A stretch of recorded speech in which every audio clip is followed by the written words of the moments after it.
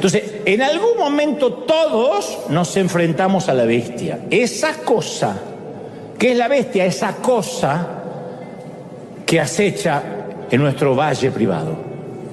Nuestra bestia no lleva espada, no lleva escudo, pero sacude a veces la hoja del desempleo, del abandono, del abuso sexual, de la depresión. Nuestro gigante no desfila por las colinas de Ela, pero presume su altura en nuestro hogar, en el dormitorio, en la oficina. Nos trae deudas que no podemos pagar, gente a la que no podemos agradar ni complacer, alcohol al cual no podemos resistir, pornografía que no podemos rechazar, un pasado que no podemos olvidar, un futuro que tememos enfrentar.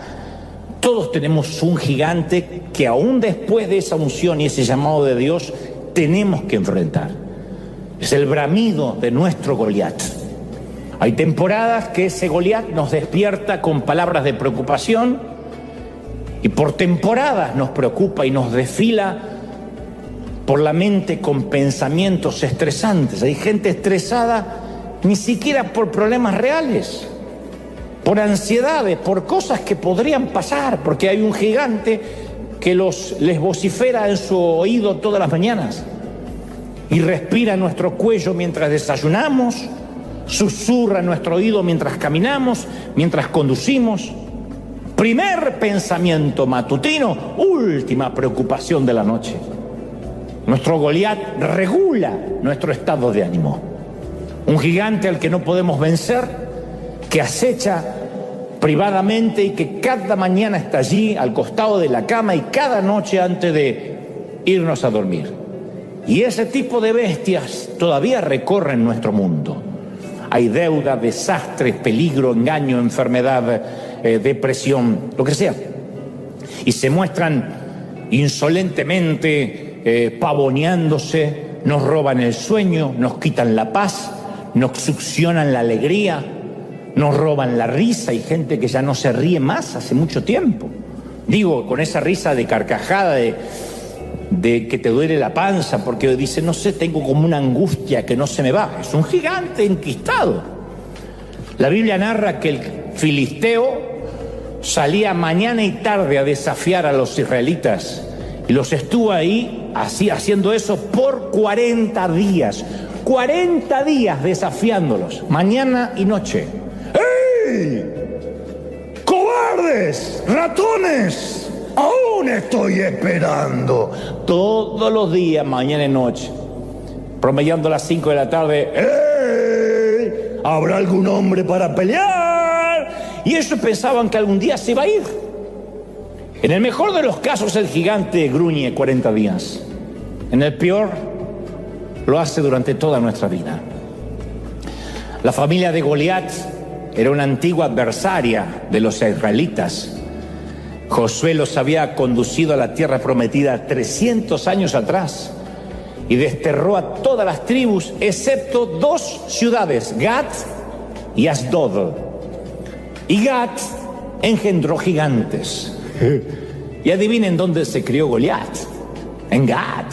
La bestia tiene una enorme G en su chaqueta. Jugó para el equipo del colegio secundario Gat. Así que los soldados de Saúl vieron a Goliat y murmuraron, oh, otra vez la burra al trigo.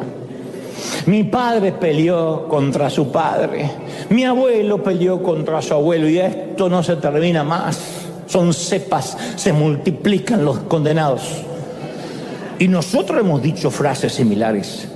¡Oh! Terminé convertido en lo mismo que odié de mi padre. Juré que nunca iba a decir las frases que decía mi padre y ahora me encuentro diciéndolas. Otros dicen, ¿sabes? Los gritos, el griterío y la violencia envenenan nuestro árbol genealógico. Mi abuelo era violento, mi padre era violento y hoy me doy cuenta que enseguida alguien aprieta mis botones y una violencia que parece que corre por mis genes salta en mí. Otras más sinceras, tocadas por Dios, dice, mi abuela era chismosa, mi madre era chismosa y yo tengo que contar esto para que estés orando. Es el viejo Goliat. El viejo Goliat ha estado desafiando tu familia por años. Es el viejo matón del patio que acecha desde siempre tu familia, tu árbol genealógico. Él atormentó a nuestros padres, a nuestros abuelos y ahora viene por nosotros. Dios no te hubiese traído a la tierra sin un propósito, aunque te dijeron que eras un accidente o una noche de descuido del viejo. Dios te trajo con un propósito.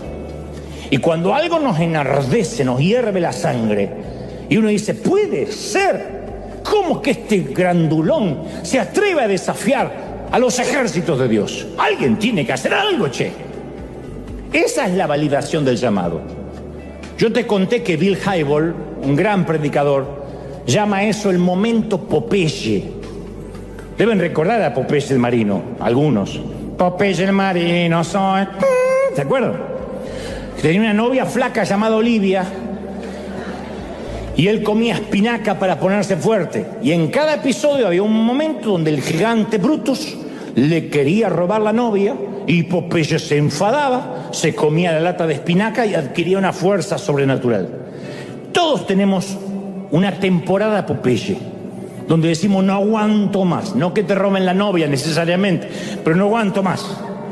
Donde algo supera el umbral del dolor, cruza la frontera de lo que podemos resistir, donde algo nos molesta hasta los huesos y decimos, pero che, hay que hacer algo. O cuando decimos, yo me aguanto cualquier cosa menos esa. Esa cruzó mi frontera. Todos vivimos episodios traumáticos para que tengamos un momento Popeye, donde desarrollamos músculos espirituales en ciertas áreas. Por eso insisto, ¿qué gigante te quita el sueño o te abruma? ¿Qué te enfurece? ¿Qué te enoja? ¿Qué enciende tu motor? Hablo de esos botones que Dios sabe apretar en nosotros y nos produce una carga, un llamado a hacer algo. Tengo que hacer algo ya. Eso que nos enoja no es una debilidad, es un don. Eso que te molesta hace tiempo es un don, no es una debilidad. Porque revela tu asignación, revela tu propósito. En la Biblia, todos los que fueron llamados tuvieron que atravesar la unción de la bestia, todos. Moisés no soporta que los israelitas estén bajo la esclavitud y Dios le dice, ven y dile a la bestia del faraón que los deje salir. Nehemías no puede dormir porque se entera que Jerusalén está en ruinas y Dios dice, ve y reconstruye la bestialidad de esos muros.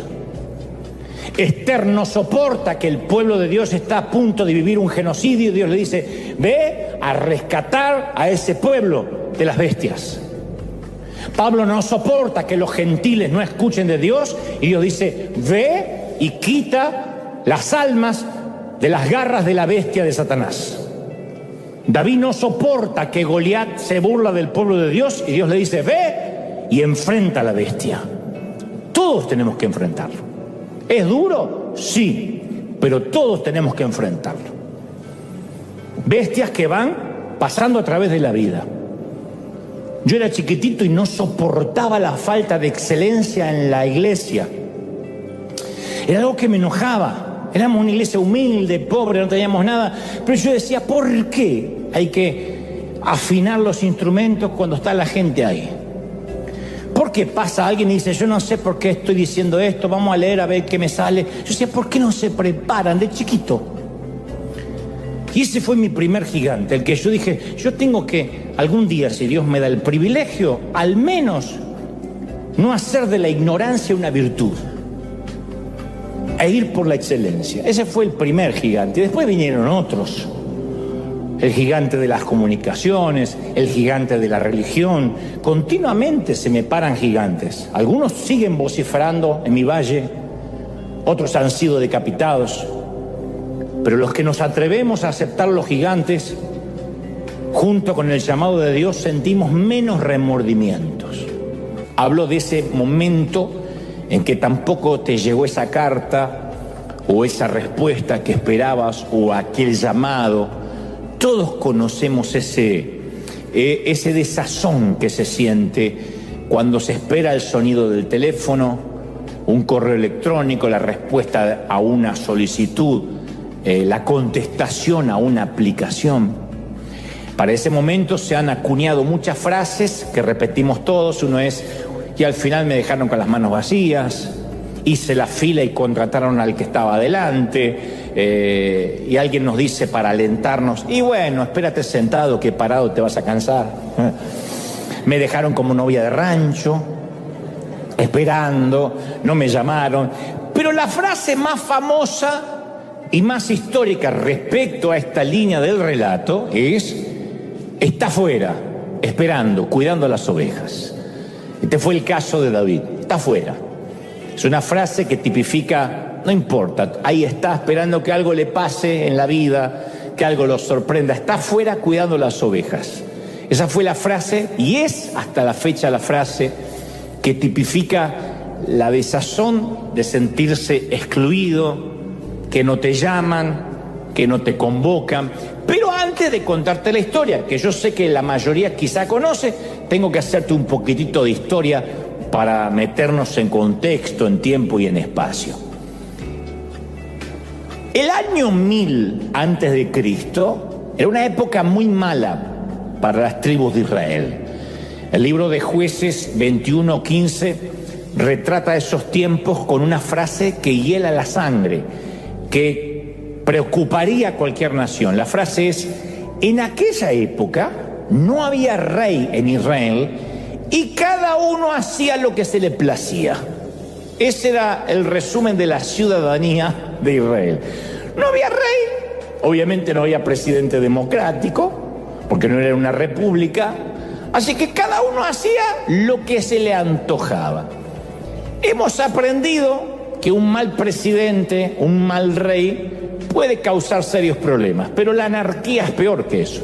Cuando no hay una cabeza, cuando una nación está acéfala, eso nunca va a engendrar nada bueno. Y la gente en Israel, para salvar ese enorme barco que se estaba hundiendo llamado Israel, exigió tener un rey. Querían tener un rey como el resto de las naciones. Y resulta que la elección de la gente resultó ser fatal, un error garrafal, porque en poco tiempo ese rey, que se llamaba Saúl, se había convertido en un dictador hegemónico, ya no escuchaba a Dios, se transformó en un maníaco, en un petulante, ególatra, y hasta la Biblia narra endemoniado, que consultaba con brujas. Ya no era el rey que solía ser. Como si fuera poco, además de tener un rey que estaba endemoniado y loco, Israel tenía la oposición de los filisteos, que no era el partido contrario como hoy podría ocurrir en cualquier país. Estos eran enemigos de verdad, guerreros sanguinarios, descendientes de gigantes, filisteos, que monopolizaban el hierro. Los filisteos construyeron ciudades, los hebreos se agrupaban en tribus y en tiendas. Los filisteos hacían tronar sus carros, los israelitas respondían con instrumentos de labranza, de agricultura, o sea, era la antítesis de la nación. Los filisteos producían armas de acero, los hebreos peleaban con hondas y con flechas primitivas.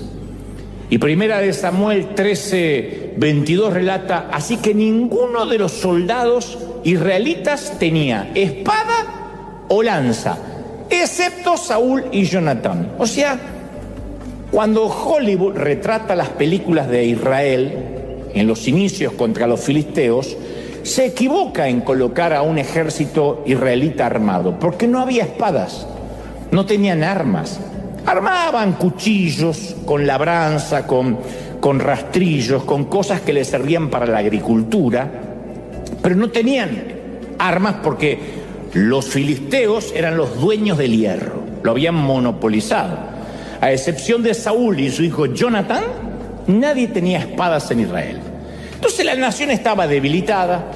Para los ojos de Dios, Saúl ya no era el rey. Y entonces el Señor, en ese contexto político álgido, complejo, le dice a Samuel, que era su profeta, le dice: ¿cuánto tiempo vas a llorisquear por Saúl? Yo ya lo rechacé como rey de Israel. Tiene corona, pero para mí ya no es el rey, dice Dios. Llena tu aceite llena de aceite tu cuerno y ponte en camino. Voy a enviarte a un sitio llamado Belén, a la casa de un tal Isaí, que es un granjero, porque me he escogido como nuevo rey a uno de sus hijos. Dios le da una orden atípica al profeta. Este ya no es el rey. Está en el trono, tiene corona, pero esa corona es para que le llueva y le moje la cabeza, nada más. Porque yo no lo considero rey. Duele cuando el jefe elige el escote o las piernas por sobre el carácter y sobre el talento. Duele muchísimo cuando la maestra elige al estudiante que tiene las cuotas del colegio al día por encima de los más aplicados.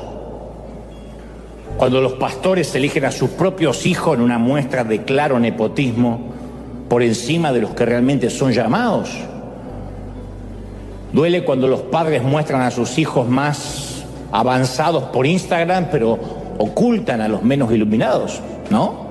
Sin embargo, Dios ve al muchacho desgarbado y le dice a Samuel: este es el que cuida ovejas, este es, levántate y úngelo. Y ahora David, que esa mañana se levantó a cuidar ovejas, que no esperaba que su día iba a terminar de otra manera. Ahora David es el nuevo rey, no lo sabe nadie, pero es el nuevo rey. Y es el elegido por Dios, tampoco lo sabe nadie, a excepción de sus hermanos y sus padres, que deben pensar: esto es un chiste. Pero ahora es el nuevo rey, es el nuevo elegido, es el nuevo ungido. Dudo que el padre haya creído que era el ungido. El padre les habrá dicho a los demás muchachos, a los hermanos de David: me parece que este Samuel ya no está bien, deberían cambiar los profetas y jubilarlos a determinada edad, porque mirá quién vino a elegir. Y los demás todos vestidos con traje. Papá, y nosotros no. Lo siento.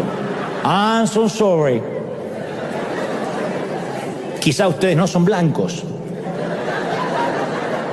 Y este es el otro punto de cual muchos nos podemos identificar.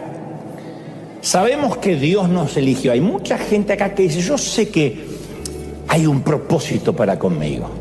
Hay gente del otro lado que dice: yo sé que tengo la certeza de que Dios me sacó del césped del olvido, que tiene un gran plan para mí. Hay gente que dice: yo sé que hay un gran plan, que hay algo más que congregarme, que ver el mensaje vía YouTube. Tenemos la unción, tenemos el llamado, pero nos falta la validación. Nos falta el reconocimiento, pero no el reconocimiento del aplauso humano. Hablo la validación incluso de que Dios nos llamó. Tenemos la unción, pero nos falta la validación. Recibimos el aceite, pero todavía no tenemos la identidad. Hay mucha gente que me escribe y me dice: yo sé que hay algo grande para conmigo. No hablemos solo de ministerio, de empresas, de emprender una compañía, de lo que sea, pero dicen: todavía no está la confirmación. Le dicen confirmación, yo prefiero llamarle validación. La seguridad de que Dios nos llamó. Porque entre esa unción que llega hasta que se cumple hay un mar de dudas. ¿Será que me pareció? ¿Será que fue real? Tenemos el llamado, sí, pero todavía no está activado. Como esas tarjetas de crédito que llegan con un sticker que dice: llame a tal teléfono para que la tarjeta se active. Entonces hay muchos que tienen el llamado de Dios, el propósito, pero no está activado. No llamaron a ningún sitio todavía y entonces nunca usaron ese crédito que Dios les dio. Así que luego que Samuel vaciara su cuerno de aceite sobre David, todo siguió igual para David. Él continuó cuidando el rebaño. Ves que desde ese día se fue a la universidad del reino. Él se fue y siguió, dijo: bueno, si esto es todo, se limpió el aceite y se fue con las ovejas. Nuestro llamado y asignación es definido por nuestro gigante, siempre. Nuestro mayor gigante siempre va a definirnos, siempre. Podemos elegir dedicar nuestra vida a pequeños problemas como: ¿cómo me voy a comprar la casa? ¿Puedo cambiar el auto? ¿Cuándo me van a dejar predicar? Ojalá que pueda cambiar el celular. O podemos consagrarnos a un gigante más grande. Nuestra identidad se define por el problema al cual enfrentamos. Las personas que tienen una vida pequeña, pigmea, tienen problemas chiquitos. Cómo hacer que un vecino molesto no deje la basura en la puerta de su garage, cómo hacer para que el hijito no deje un tiradero en la habitación, cómo lograr que las arrugas se me noten menos, cómo lidiar con los compañeros de trabajo, cómo lucir más joven, cómo lograr más seguidores en las redes. Esos son los problemas de la gente pequeña. Algunos son tan pequeños que se meten en redes ajenas para opinar de la vida ajena.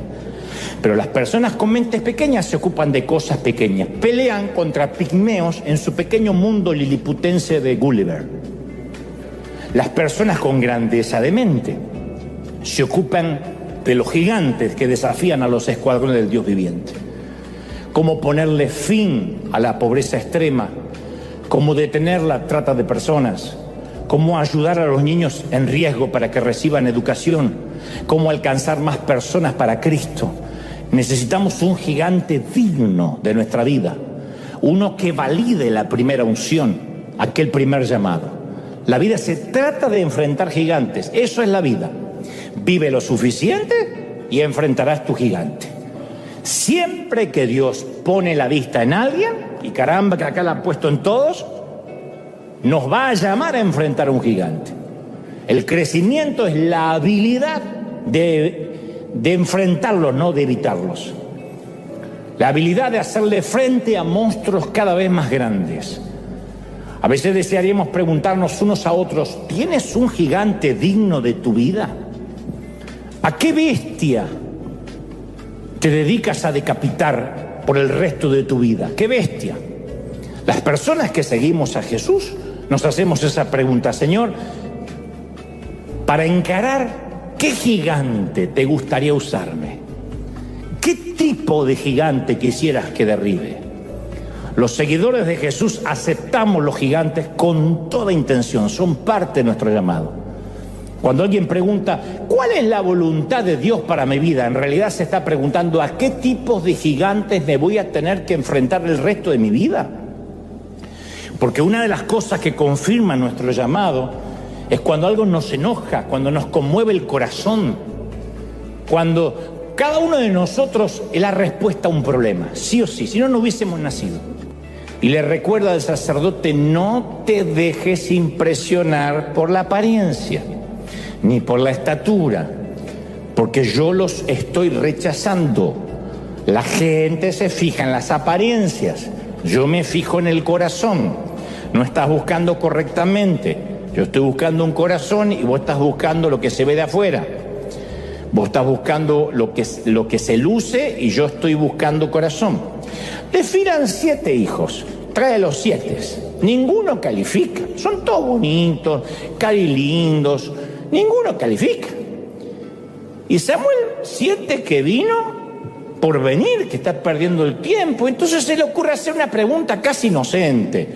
Esa es pregunta retórica, no espera una respuesta, pero qué sé yo. Nada se pierde con preguntar. Y le dice, sepa disculpar, don Isaí. De casualidad no tiene un hijo más, ¿no? ¡Sí! Y casi como al descuido, con cierta desidia, Isaí responde, queda el más chiquito, que está cuidando el rebaño. Está allá afuera, el más pequeño, el muchacho. ¿Y por qué está afuera? Porque lo ponemos donde no cause problemas. Y ahí es donde David ingresa por primera vez a nuestra historia. Es la primera vez que sabremos de él. Es la primera vez que la humanidad sabrá de él. Por ahora es el muchacho que va al buzón todos los días esperando una respuesta, que espera el llamado telefónico, la respuesta a la aplicación. Por ahora es el muchacho que el padre olvidó contar. Pero las Escrituras le van a dedicar 66 capítulos a su vida. No hay otro personaje en la Biblia que tenga tantos capítulos dedicados a su vida. 66 capítulos le dedicará a la Biblia. El Nuevo Testamento lo va a mencionar 59 veces, más que a cualquier otro. Este chavito, que no pudo aplicar para el desfile ante Samuel, para estar en el American Idol o en el Israel Idol, fundará y habitará la ciudad más importante del mundo, Jerusalén. Es más, al propio Hijo de Dios, a Jesucristo, lo van a llamar el Hijo de David.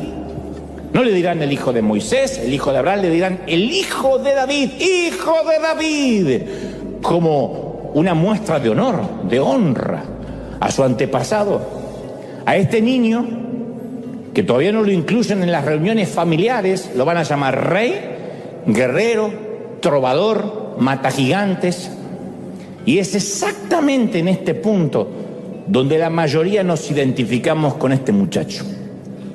Porque todos caminamos por ese césped de la exclusión, el pasto de las laderas del olvido, del ninguneo. Todos tenemos esa historia para contar. Si escargo un poquito, yo estoy seguro que la mayoría me va a decir, sí, alguna vez a mí me ningunearon, me mostraron indiferencia, me dejaron a un costado, tal vez no en una reunión familiar, pero sí en una invitación, en una aplicación, en este país por no saber el idioma, etc. A muchos nos han clasificado por el tamaño de la casa, por el color de la piel, por la documentación. Y fue entonces que David, cuando se mete en el campamento de los hebreos, por primera vez ve a la bestia. El monstruo mide 2,97 metros, casi 3 metros. Eso es el doble de lo que yo mido. Carga 72 kilos de armadura. Gruñe como Godzilla o King Kong. Mide 50 centímetros de cuello. 142 centímetros de cintura. Y alguno pensó que estaba gordito. 100.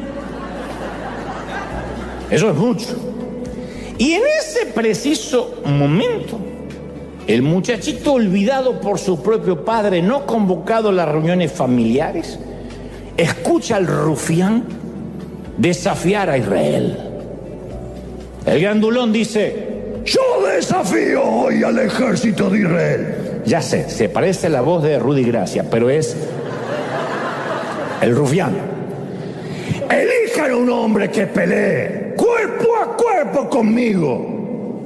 Él y una multitud de filisteos han convertido la mitad de ese valle en un bosque de lanzas, de jabalinas, una banda de rufianes con pañuelos en sus cabezas y olores corporales feos. Y en ese preciso momento en que David se da cuenta del desafío del rufián, es que también llega su momento. Él entiende, o no sé si lo entiende, pero lo que está ocurriendo es que luego de la primera unción de Samuel, esta quizás sea la más importante para su vida, digo para David. La unción de la validación está por llegar, la unción de la identidad. Insisto con esto, cuando hablo de unción no hablo de un encuentro epifánico, místico. Hablo del primer llamado, de ese sentir que todos tenemos. Convengamos que quizá nadie vino a volcar un cuerno de aceite sobre nosotros, pero sí sentimos en una reunión, en una vigilia, en un momento de oración, en un momento de adoración privada, que Dios nos pedía algo más en la vida. Y sentíamos que teníamos esa asignación de parte de Dios, insisto, excepto que nadie lo sabe. Entonces esa primera unción, ese primer llamado por lo general llega inesperadamente. Uno no hace nada para recibirlo. Es como cuando somos niños y nuestros padres deciden dónde vamos a vivir, qué colegio vamos a ir, de qué manera nos vamos a vestir. Yo soy de una generación que no decidió nada. Hasta los 15, 16, que más o menos uno se pone medio rebeldón y empieza a decidir que no se va a poner ese pantalón. Pero a mí me vestían, me decían dónde tenía que vivir, qué tenía que comer. ¿Cuál era la respuesta de nuestros padres si preguntáramos qué hay de comer hoy? ¿Cuál era la respuesta? ¡Comida! Pero mal, ya. No es que decía comida, mi amor. ¡Comida! Con la próxima te revoleaban algo por la cabeza por preguntar. Porque esto no es un restaurante que se puede elegir. Es que a mí no me gusta. Vas a comer. Porque en África no tienen para comer. Es que no me gusta, vas a comer aunque esté relleno de caca, te lo vas a comer igual. Así es. Entonces uno se deja. Se ve que alguna probó. Entonces, la comida de la mamá, sí. Uno deja que los padres decidan. Llega un momento en que todo depende de nosotros, ya no deciden los padres. En la segunda parte del resto de nuestras vidas, cuando uno empieza a decidir cómo se quiere vestir, qué quiere comer, dónde va a estudiar, qué carrera seguir. Entonces, volviendo al tema, saliendo de la metáfora y volviendo al tema que nos compete, hay muchos que reciben ese primer llamado, esa primera unción, pero no están dispuestos a enfrentar a la bestia por sí solo. Y entonces aquel primer aceite se pierde, se vuelve pútrido, como le sucedió al mismo Saúl. Si uno no elige enfrentar la batalla, por mucho que Dios nos haya llamado, todo habrá sido en vano. Hay un momento que uno tiene que enfrentar cosas en la vida, porque esa es la validación, es Dios que lo prepara para que sepamos que fuimos llamados. Y la Biblia narra que al oír lo que decía el filisteo, Saúl, el rey oficial en ese entonces, no el puesto por Dios nuevo, sino el rey que estaba, y los israelitas se consternaron y tuvieron mucho miedo. Y si el gigante los desafió durante 40 días, también significa que obviamente lo ignoraron por 40 días, no había respuesta. Yo supongo que habrán pensado lo que todos, bueno, si yo ignoro esto, tarde o temprano quizás termina cansándose y se vaya a casa. Pero estas bestias nunca se van a casa, no sin antes dar una buena pelea. La enfermedad no se irá porque la ignoremos, el problema familiar no desaparecerá, la crisis, la debilidad, el pecado oculto no se va porque uno lo ignore. A veces tratamos de escondernos, de hundirnos detrás de un escritorio, buscar la distracción de una fiesta, del alcohol, de lo que sea. Y quizás por un momento, por un día, por una semana nos sentimos a salvo. Aislados, anestesiados, pero en un momento el trabajo se termina, el alcohol se consume, la fiesta acaba y escuchamos otra vez a Goliat retumbando, desafiando, bravuconeando. Y nuestra imagen de Dios se empieza a minimizar y el gigante se empieza cada vez más a amplificar. Y ahí llegan las conclusiones: voy a dejar de ir a la iglesia, no tiene sentido, mi vida no cambia, no hay nada que Dios pueda hacer para que yo sea mejor. Y cuando la bestia empieza a crecer, memorizamos sus amenazas, que eso es lo peor. Eso es lo que Goliat estaba logrando en Israel, quebrarle su espíritu. Y alguien dijo una vez que no hay prótesis para espíritus amputados. Y lo que hacía este bravucón era quebrarles el espíritu. 40 días diciendo: ¡cobardes! ¡Ratas! ¡Ey, gallina! ¡Manden un hombre a pelear! Todos los días, todos los días, todos los días. Eso no causa gracia. Y a veces hemos escuchado esas amenazas durante tanto tiempo que hasta podemos visualizar los vellos del pecho de Goliat. Porque sabemos de memoria nuestras debilidades, nos las han gritado todos los días durante años. Pero hacer una lista de nuestras heridas, de nuestras debilidades, no significa tener la posibilidad de curarlas. Detallar nuestros problemas e ignorarlos no los va a resolver. ¿De qué nos sirve ir a un médico que nos da la patología y nos dice: esta es su enfermedad, y luego no nos da la terapia? Pero hay de los que creen que reconociendo el problema ya está listo, no hay que enfrentarlo. Si Dios alguna vez me eligió, si Dios alguna vez me ungió, ese problema debe desaparecer por sí mismo, y no lo hará. David oyó al mismo gigante tratando de quebrar los espíritus de Israel, pero no llegó a la misma conclusión que el resto. La Biblia dice que David preguntó a los que estaban con él: ¡Ey! ¿Quién se cree este filisteo pagano que se atreve a desafiar al ejército del Dios viviente? El muchacho no debería hablar, no es soldado, para empezar. Pero dice: ¿quién se cree esta bola de grasa para atentar contra los escuadrones, desafiar a los escuadrones del Dios viviente. Hasta ese momento nadie había mencionado a Dios.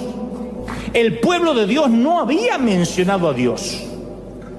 Los soldados no lo mencionaron, nunca pronunciaron su nombre.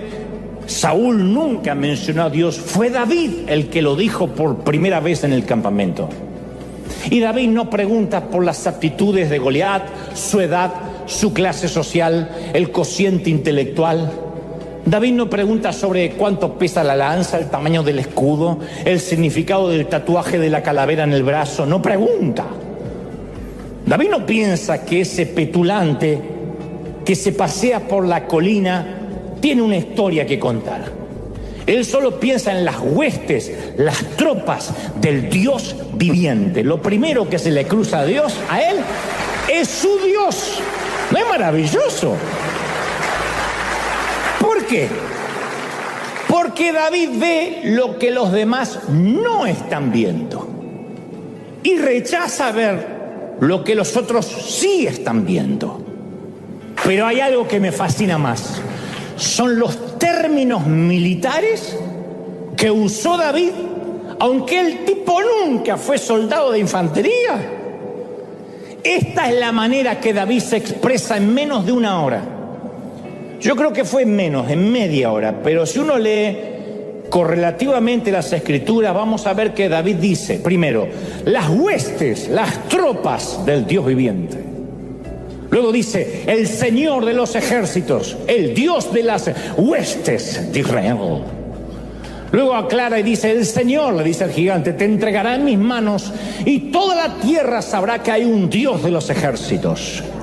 El Señor dará la victoria sin espada ni lanza, porque esta batalla, le dice al rey Saúl, esta guerra es del Señor y Él los entregará en nuestras manos. Yo cuento al menos 9 referencias a Dios. Las menciones a Dios de David superan a las de Goliat 9-2. ¿Cómo se compara esta proporción con nuestra forma de hablar?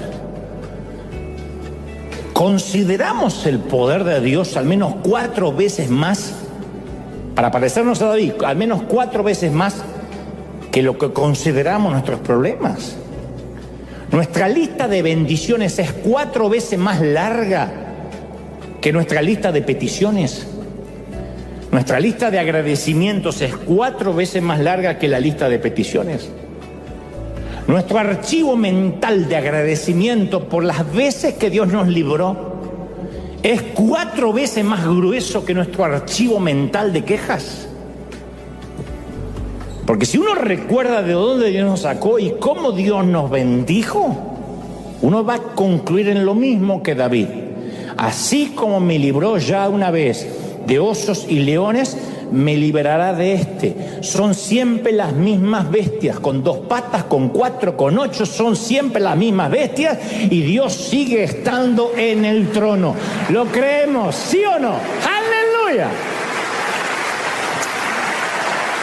Pero volvamos a nuestro muchacho. Conoces la historia. David se hinca cerca del arroyo y busca algunas piedras, la clase de piedras lisas que se pueden apilar cuidadosamente en la bolsa de un pastor, y Goliat mira fijamente hacia abajo desde la ladera.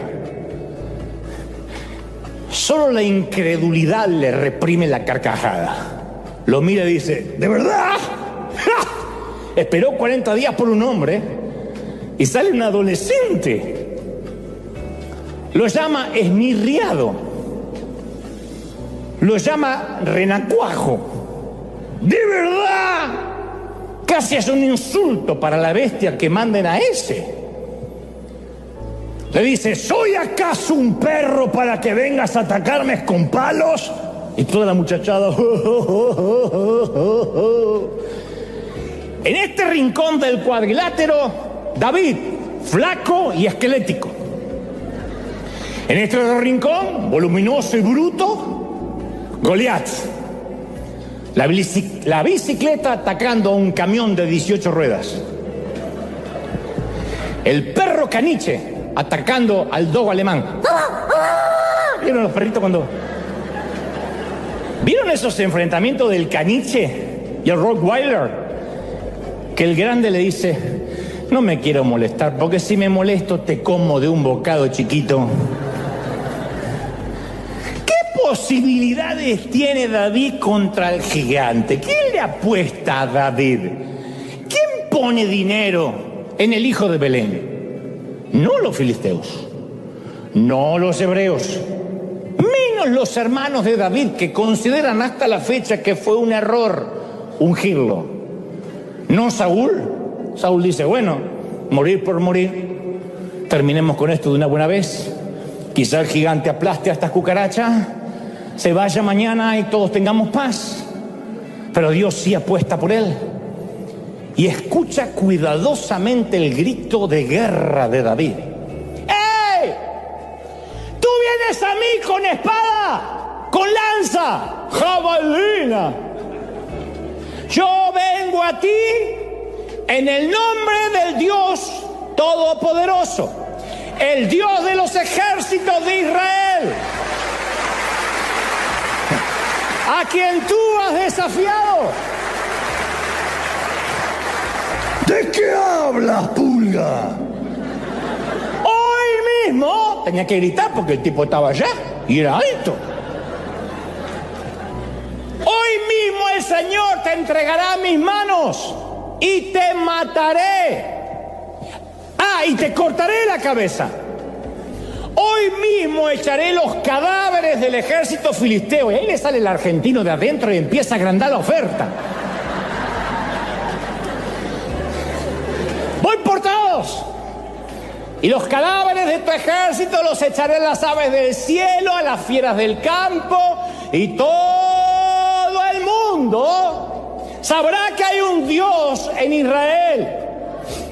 ¡Ya cierra la boca, mocoso! Y es más, todos los que están aquí reconocerán que el Señor salva sin necesidad de tanta espada y lanza. La batalla del Señor, y Él los entregará a ustedes en nuestras manos, y eso va a pasar. Ahora, ahora.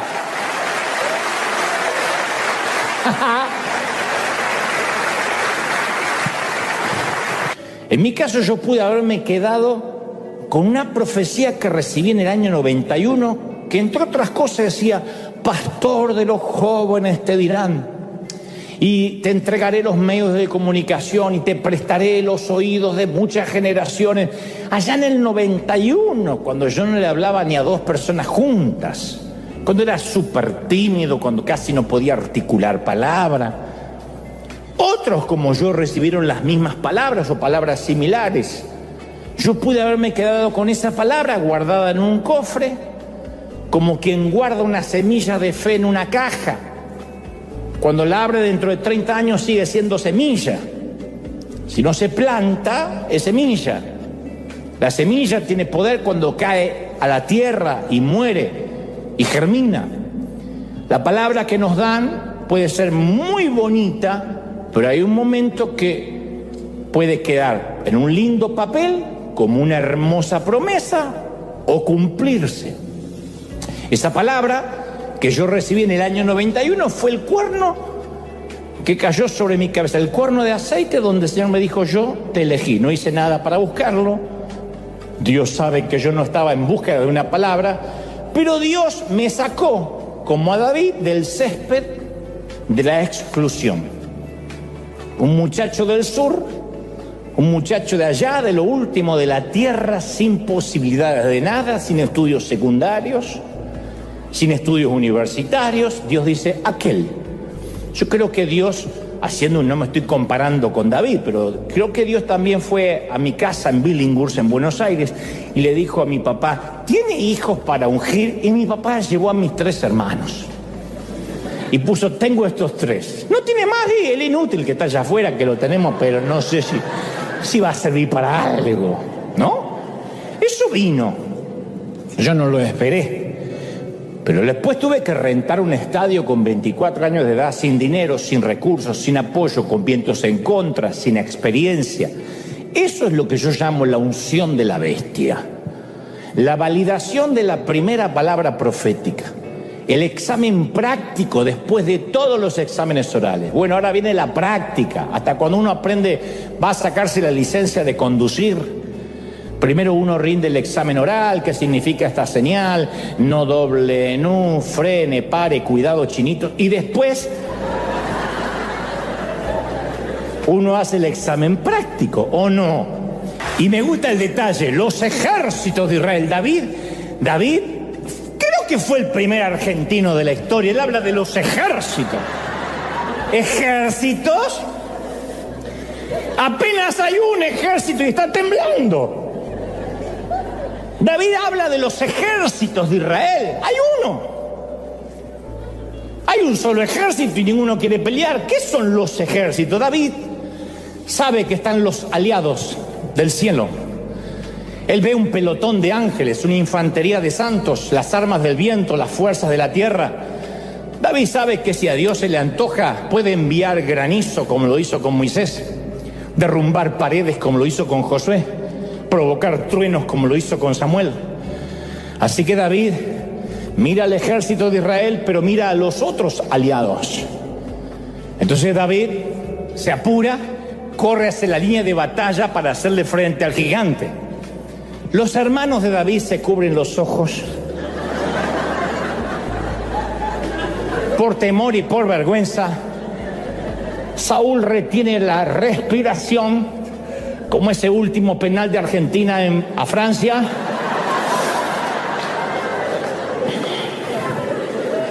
Mientras el joven hebreo corre hacia una muerte segura, Saúl dice: al menos ganaremos tiempo. Goliat echa su cabeza hacia atrás, riendo. Suficiente como para que el casco se le levante y exponga la frente. David localiza el objetivo, mide las coordenadas y el sonido del remolino de la onda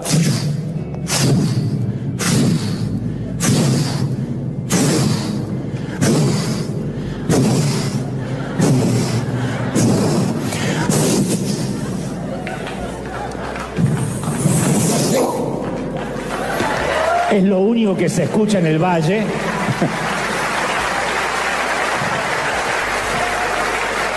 La Biblia dice que saca una piedra, literalmente, y se hinca en la frente, y con la piedra incrustada entre ceja y ceja, el filisteo cayó de bruces al suelo. La piedra va como un torpedo directo hacia el cráneo. David le hizo una lobotomía a la bestia. Y Goliat cruza los ojos, dobla las piernas y se derrite. La enorme bestia colapsa, cae a la tierra y muere. David, tal como lo prometió, corre hacia él, arranca la espada de su vaina, le corta la enorme cabezota al viejo matón palestino. Ahora, este puede que sea el punto neurálgico del mensaje. Al único humano que Dios llamó un hombre conforme a mi corazón fue a David. Dios no le dio este apodo o denominación a nadie más, ni a Abraham, ni a Moisés, ni a Josué. Ni a Abraham, que era su amigo, le dijo: tienes un corazón como el mío. A Pablo lo llamó su apóstol, a Juan su discípulo amado, pero a ninguno le dijo: tienes un corazón como el mío, porque ese es un halago muy profundo. O sea, está diciendo: el corazón de este tipo es similar al mío, los dos pensamos igual. Uno va a la historia de David y dice: ¿qué vio Dios en él? Porque esto no lo dice cuando David es un muchachito, lo dice cuando incluso David ya es un anciano. Este muchacho se caía tanto como cuando se levantaba, tambaleaba a menudo como conquistaba y tambaleaba. Miraba sin miedo a Goliat, pero se comía con esos mismos ojos a una tal Betsabé que no era su mujer. Desafiaba a los que se burlaban de Dios en el valle y de pronto se unía a ellos en el desierto. Un día era un lobo solitario y el otro día era compinche de la mafia. Podía conducir ejércitos, pero no podía manejar a su familia. Los hijos eran un desastre. Tuvo más problemas familiares que los peluches. No se me ocurrió otro ahora, perdón, sorry. Furioso, estratega, astuto, político, 8 esposas, 10 amantes. Un hombre conforme a mi corazón, dijo Dios. Algunas de las historias más tristes son los riesgos que nunca se corrieron, la obediencia que nunca ofrecimos, la generosidad que nunca brindamos, las aventuras que nunca sucedieron, las vidas que nunca llegamos a vivir.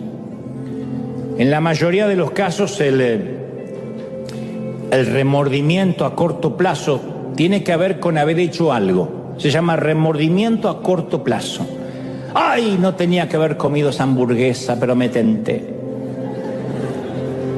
¿Para qué habré aceptado salir con ese chico? ¡Qué pérdida de tiempo! No veía la hora que se termine la cita. Remordimiento a corto plazo.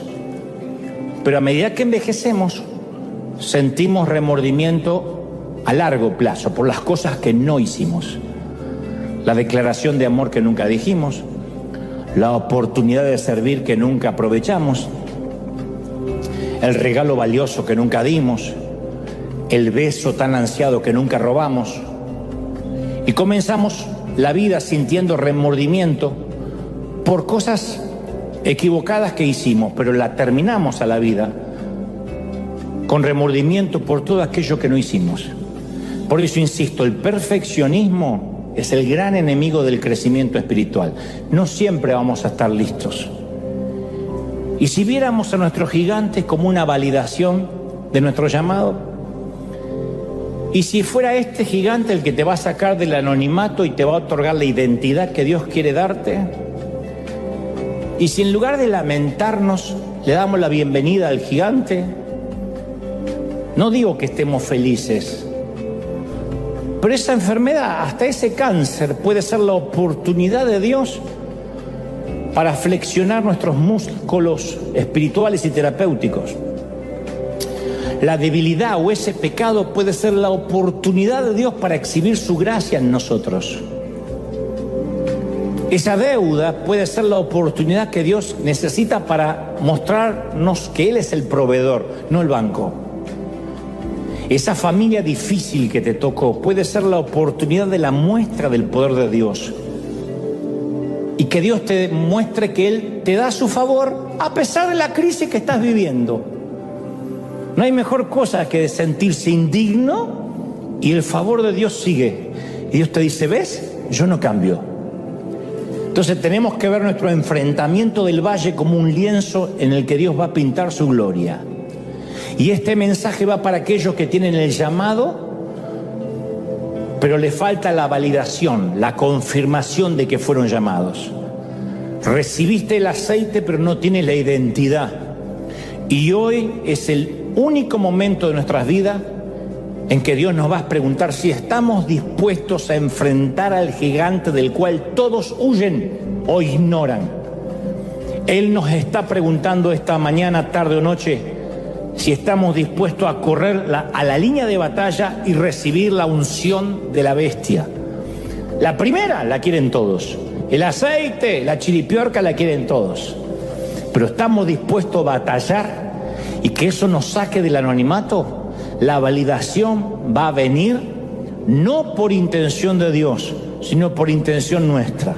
El día que enfrentamos lo que tengamos que enfrentar.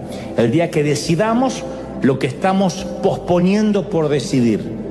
Dios me dice que te diga, no esperes más, no es el lunes, es hoy. No es julio, es este día.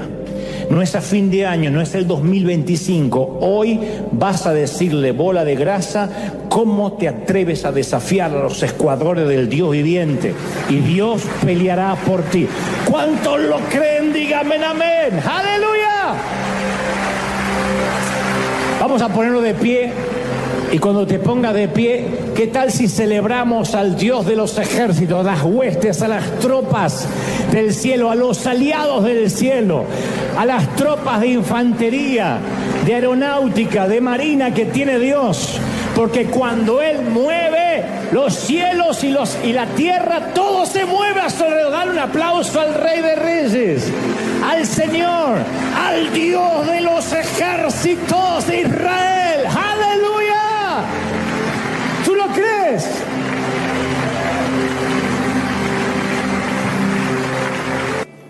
Todos los ojos recaen sobre el brutal Hulk, que respira odio.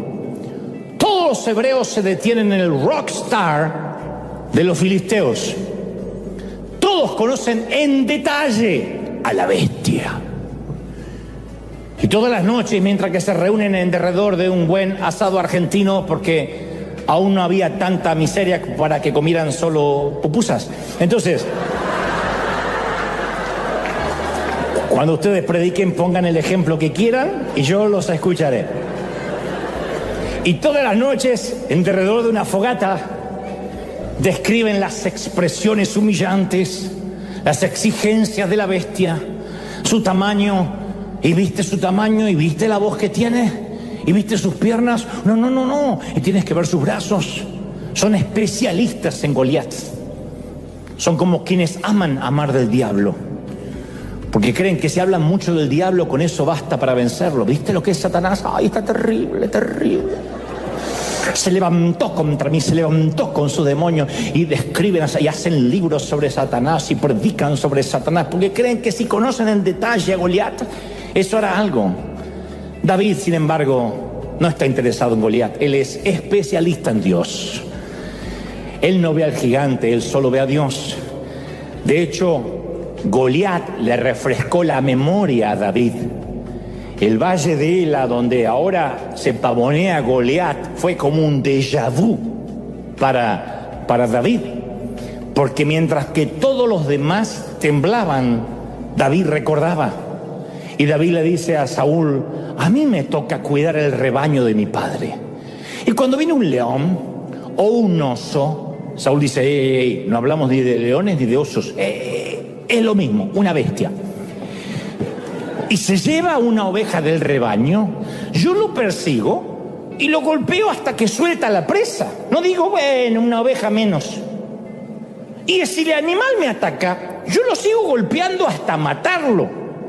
Y si este siervo de su majestad ha matado leones y ha matado osos con sus manos, lo mismo puedo hacer con este tipo, con este filisteo pagano. Pero no porque yo sea más que él, sino porque está desafiando al ejército del Dios viviente. A mí me fascina esa historia, ¿sí o no?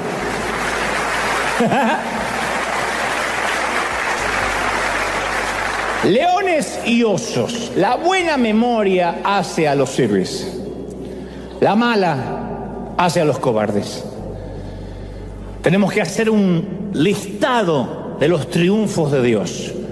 Cada vez que un gigante viene, un gigante nuevo, reapareció el cáncer. Parece que revivió aquel problema que creíamos resuelto. Una nueva deuda, una nueva carta del IRS. Una suegra que dice: pasaré una semana con ustedes. Y uno empieza a decir: ¡otro gigante! Pero ahí es cuando uno tiene que escribir las preocupaciones en la arena y tallar las victorias del ayer en la piedra. Toda la Biblia, desde Génesis hasta Apocalipsis, el Señor dice: recuerda, y no porque es nostálgico. Él no necesita obligarse a recordar, pero le dijo a Israel: recuerda de dónde te saqué, recuerda que te di pan en el desierto, recuerda que nunca te dejé. Tú cambias, tú fluctúas, tú eres ciclotímico, tú tienes desfases hormonales. Yo, Dios, soy el mismo ayer, hoy y por los siglos. Yo no cambio. ¿Lo creen, sí o no?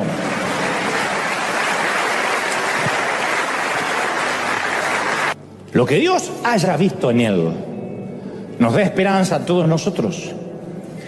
Porque la vida de David tiene poco que ofrecer al evangélico religioso. Los que se creen muy perfectos se decepcionan mucho con David.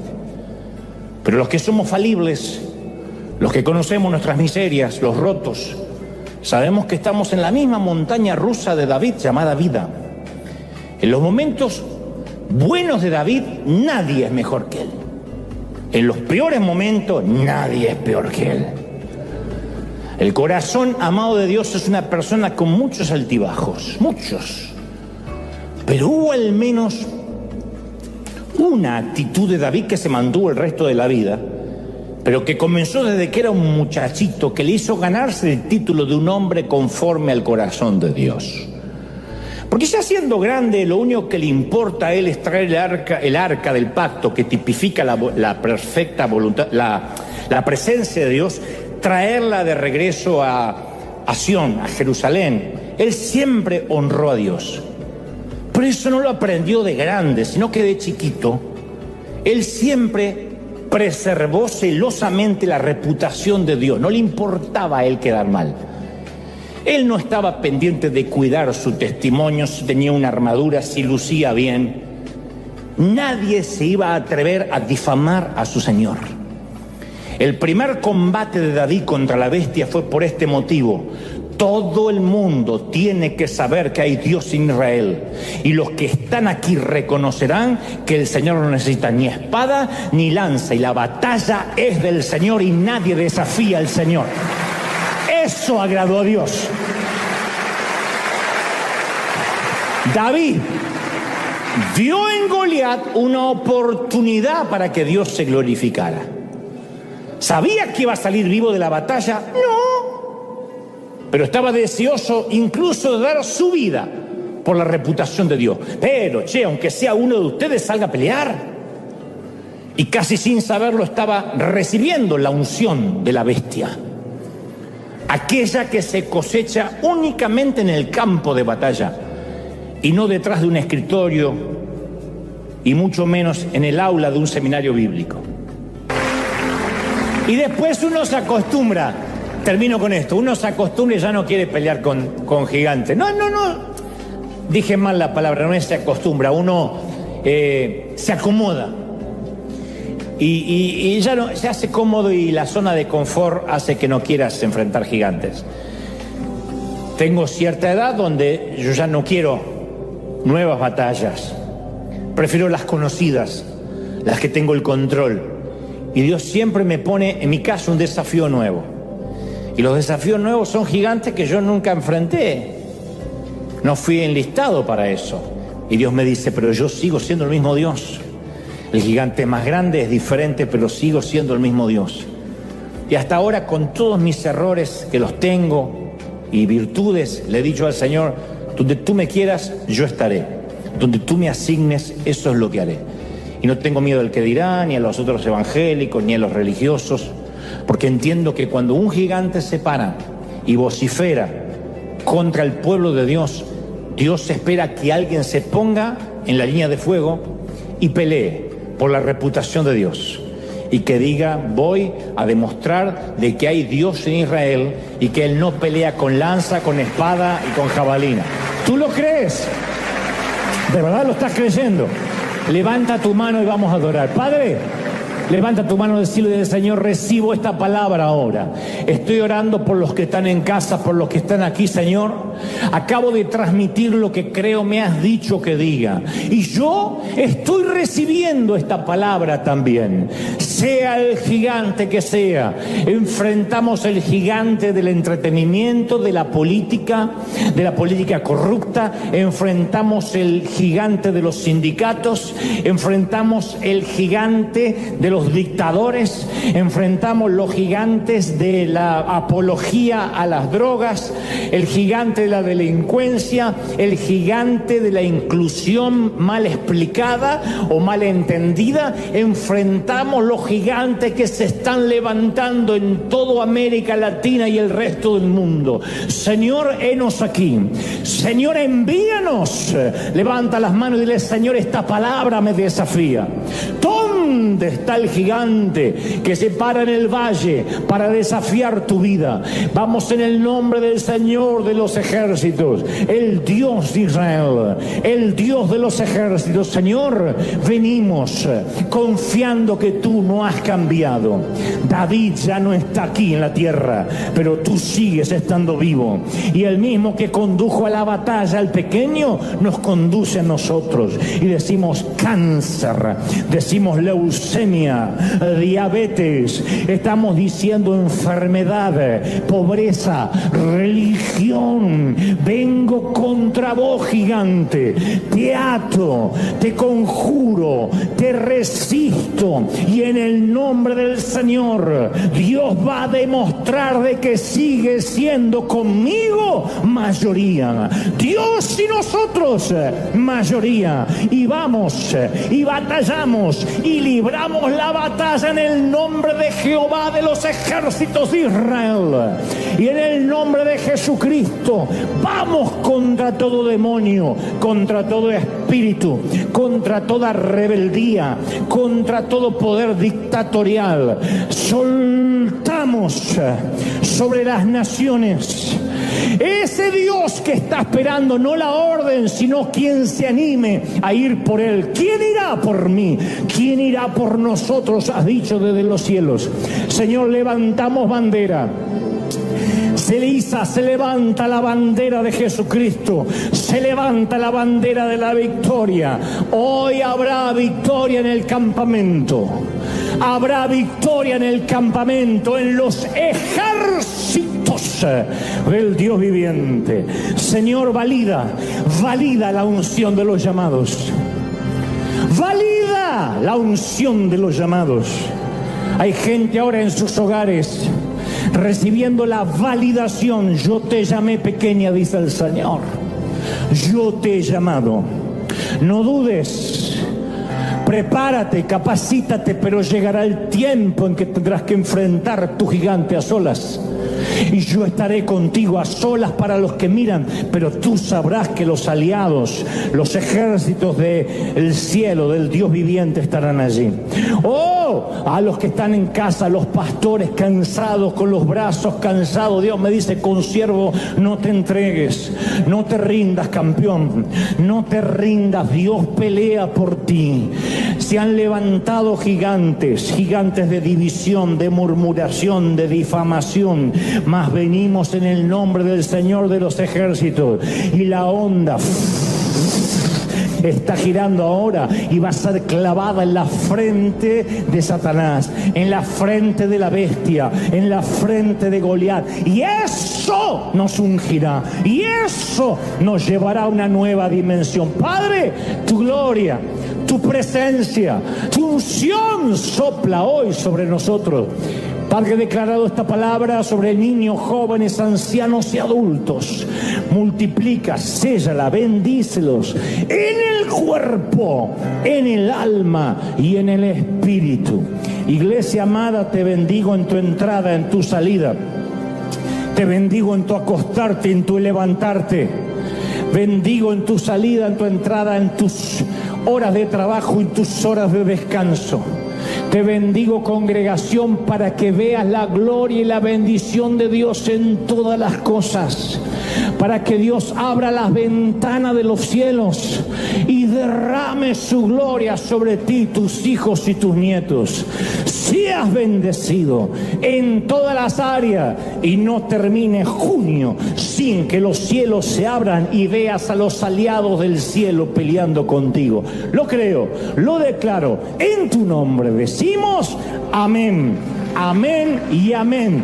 Sea hecho. Seamos benditos y prósperos. Dios te bendiga. Ese aplauso al Rey de Reyes. A Él sea la gloria y el imperio por los siglos de los siglos. Chao, gente. Firme como talón de oso. Bendecido. Chao.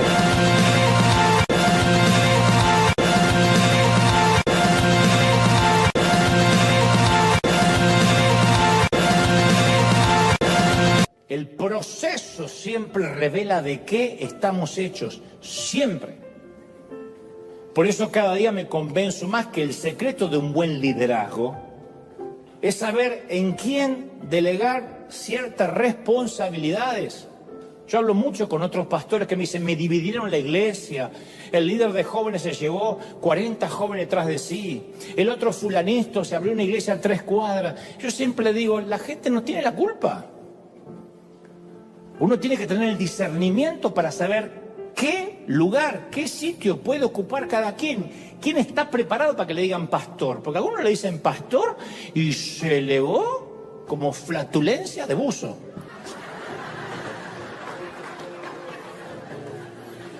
Estoy finísimo hoy estoy...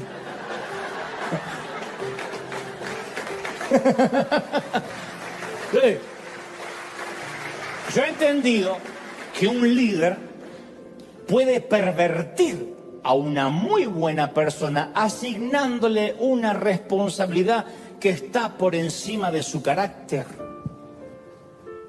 No estoy diciendo entonces no se puede confiar en nadie, sí, pero uno tiene que saber que si le damos la llave del automóvil al nene de 8 años, lo estamos condenando a la muerte. No es que no lo amo, porque no lo amo no le doy el auto, porque un auto está por encima de su madurez, de su capacidad, de su edad. Entonces uno tiene que saber que uno puede pervertir una persona cuando le asigna algo por encima de su carácter, y Dios lo sabe. Por eso no nos asigna algo nuevo sin pasarnos por un proceso. Para que Jacob llegara a ser quien debía llegar a ser, el patriarca que luego conoceríamos tenía que aprender a bailar con la más fea. El taimado de su suegro, de su tío, era parte del propósito de su trato.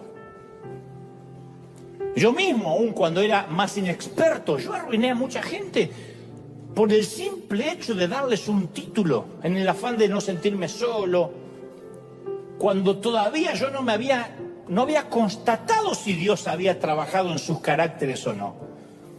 Yo recuerdo otro episodio cuando aún vivía en Argentina.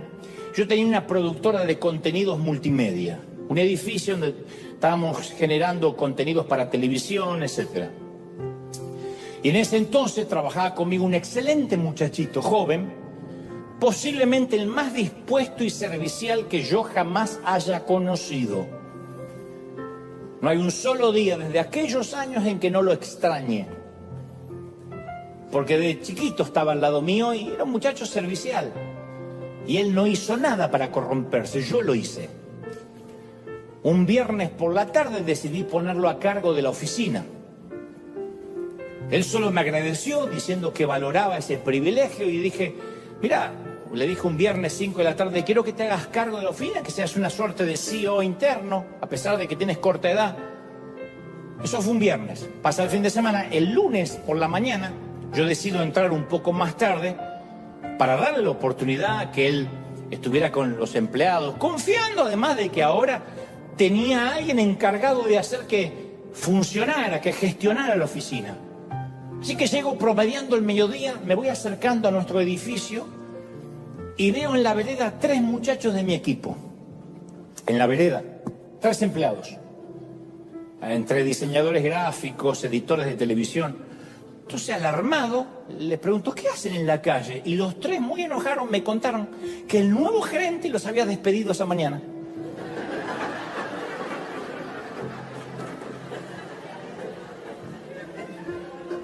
En 10 años yo no había despedido a nadie. Ustedes dirán, ¿aprendió de vos? No, yo nunca despedí a nadie, en 10 años me hizo falta. Este muchachito en 2 horas ya había echado a 3. Subí el elevador como una tromba, aturdido. Le dije, ¿qué crees que estás haciendo? Y el tipo estaba reclinado en su sillón con los pies sobre el escritorio. Y me dice, lo siento, pero yo no tolero que me falten el respeto. Así que decidí poner un poco de orden. Le quité el puesto de inmediato. La patada le debe doler hasta el día de hoy, metafóricamente hablando. Entonces, si alguien no fue procesado en el carácter, no está listo para una nueva asignación. Por eso hay tantos maltratadores dando vuelta. Por eso las palabras de cierta gente no sale sazonada con gracia. Porque la palabra tiene que ser predicada con verdad y con gracia. Para uno predicar con verdad y con gracia es como el médico que sale a operar pero no usa anestesia. ¿Quién va a un dentista que no cree en la anestesia? ¿Quién va hoy en día a operarse? Alguien que dice, yo opero perfecto, lo que no uso es anestesia. Eso es predicar con verdad sin gracia. La gracia hace de que las cosas más duras no duelan, porque uno percibe que vienen filtradas por el amor, no con las ganas de vengarse, de dolerse o desde el resentimiento. ¿Cómo viene la gracia y la verdad en un predicador, en una persona de Dios? ¿Cómo un líder, un voluntario hace para no maltratar, para que no le salga el maltrato porque simplemente es sugiere? Si tiene una dosis de gracia y de verdad. Si sabe que no es cuestión de servir a Dios, también es cuestión de servir a la gente. Que el mandamiento principal no es solo amar a Dios, sino también amar al prójimo. ¿Cuándo se aprende eso? Con el proceso, bailando con la más fea, estando en sujeción, aguantándose gente que a veces no queremos aguantar, pero sujetando el carácter. Jacob se sintió un tonto trabajando gratis para un hombre que comerciaba con sus hijas como si fuera un ganadero. Y fue procesado durante 14 años. Soportó el mal tiempo, capeó los temporales. No solo sobrevivió a su temporada con Labán, la aprovechó, la capitalizó. Yo a veces digo, fulanito estuvo al lado mío tantos años, no aprendió nada.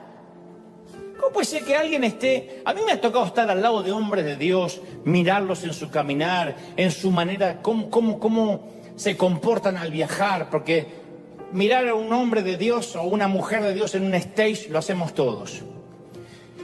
Pero yo me ha tocado compartir almuerzos, ver cómo desayunan, cómo se comporta, cuál es el trato con sus familias. Y algo se te pega, algo, como dijo un predicador, uno es una manguera donde pasa el agua. Si el agua fuese la unción o la mentoría. Y al final uno queda mojado. Pero sin embargo hay gente que pasa por nuestras vidas y sale seca. Y yo me pregunto, digo, ¿cómo no aprendió? ¿Cómo pudo haber sido tan ciego, tan ciega, que sale y hace exactamente lo contrario? Y es porque nunca permitió que su carácter fuera moldeado. Dios usó a Labán para moldear el carácter de Jacob. Y la verdadera esencia de Jacob salió a la luz cuando le tocó bailar con la más fea. Yo recuerdo hace unos 16 años atrás, cuando en la Catedral de Cristal éramos un grupito muy pequeño. Yo pensaba que como venía de llenar estadios en Argentina, nuestro primer servicio inaugural iba a explotar de gente.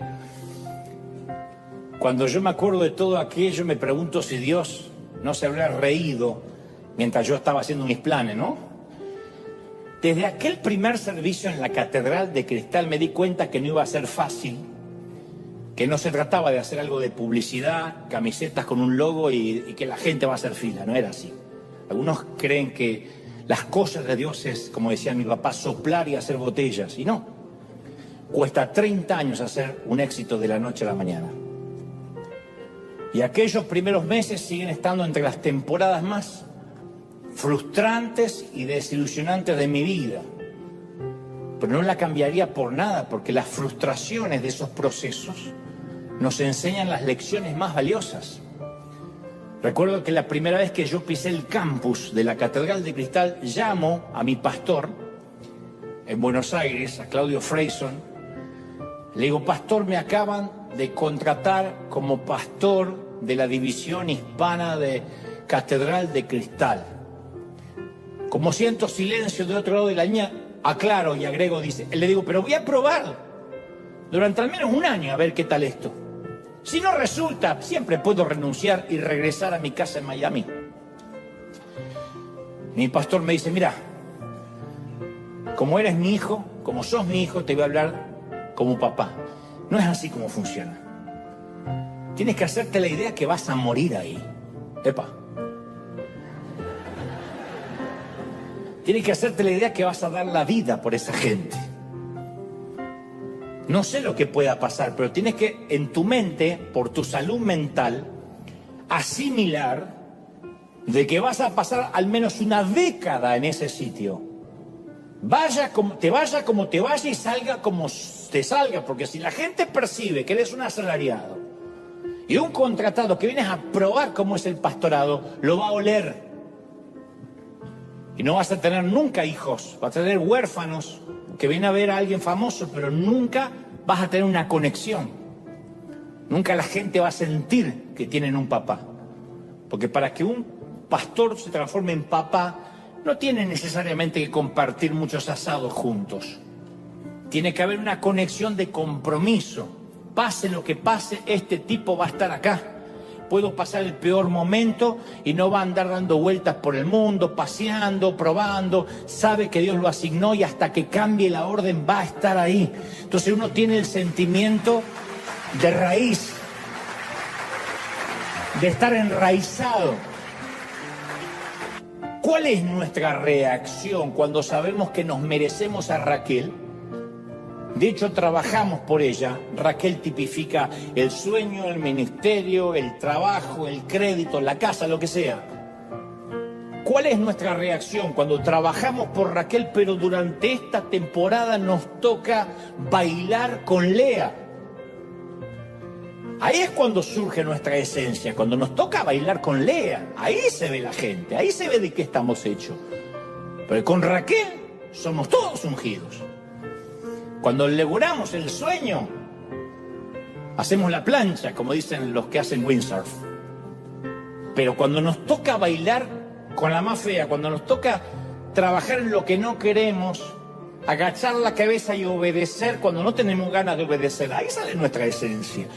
¿Cuál es nuestra reacción cuando aspiramos el primer asiento y no solo nos envían atrás, sino que además nos dejan de pie? Y uno viene, hoy me van a recibir y me van a aplaudir, y a mí me ha pasado decenas de veces y me dicen, no, atrás.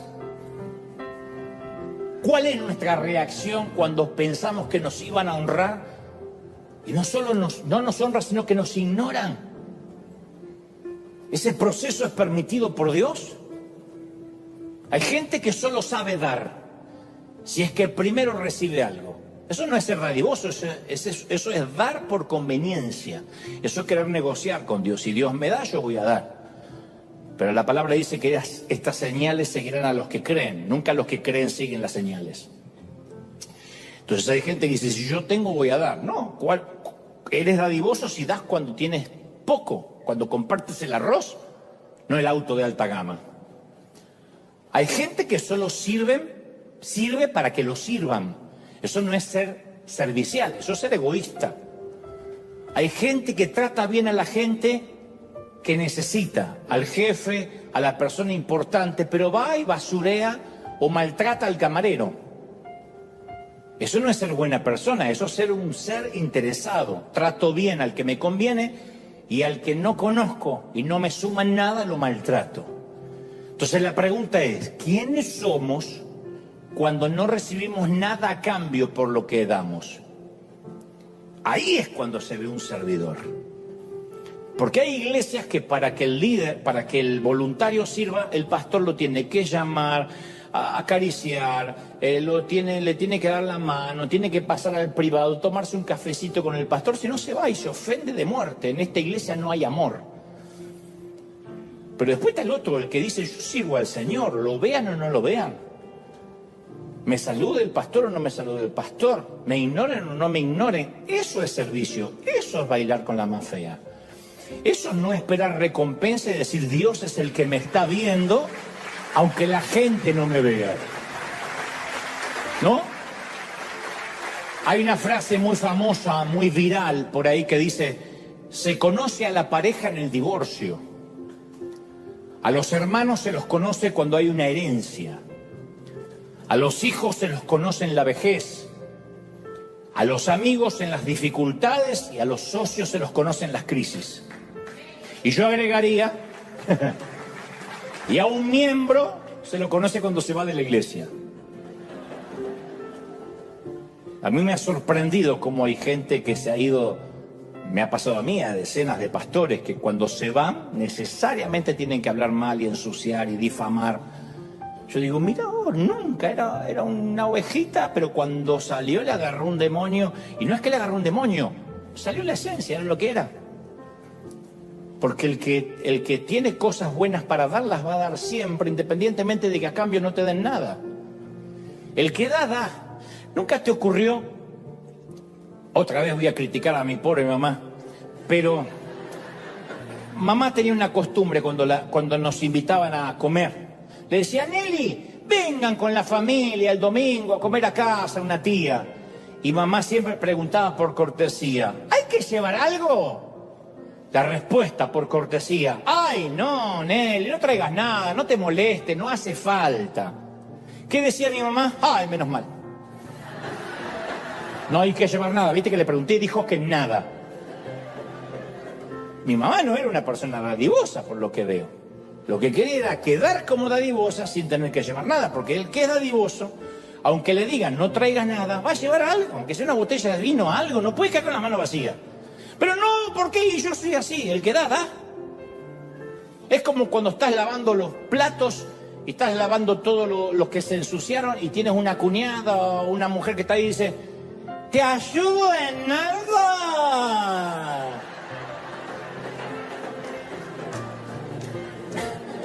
¿Cuál es tu respuesta por cortesía? No, deja, yo veo cómo me arreglo, no sé cuándo voy a terminar, porque llega hasta el techo esto, pero no importa. ¡Ah, bueno!